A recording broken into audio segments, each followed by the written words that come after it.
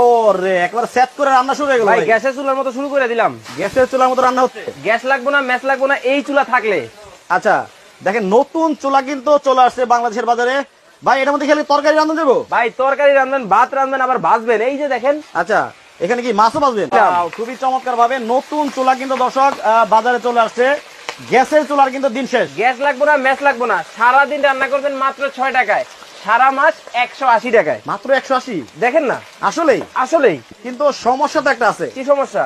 এই যে এটার মধ্যে তো মনে হয় খালি তরকারি রান্ধন যায়। আরে ভাই এই পাশে কি করতেছি, তরকারি রাঁধতেছি। মাংস? হ্যাঁ হ্যাঁ। এটার মধ্যে ভাজতেছি, ভাজাভাজি? অবশ্যই ভাজাভাজি করতেছি। এইটা কি বলেন তো ভাই? এটা কি? এই সিদ্ধ চাল কোত্থেকে লইছেন ভাই এই সিদ্ধ চাল নিউ মার্কেট কাঁচা বাজার থেকে লই আইছি। এটা কি রান্ধন যাবো? এইটা দিয়ে ভাত রান্নু। আচ্ছা এইটা হচ্ছে, এইটা যে দিয়ে দিলাম। আচ্ছা এইটা হচ্ছে ভাত রান্না করার জন্য স্পেশাল হাঁড়ি। এই যে দেখেন স্ক্রিনশটটা কিন্তু এইভাবে দিবেন, মানে প্রথমে ছিল এক হাঁড়ি।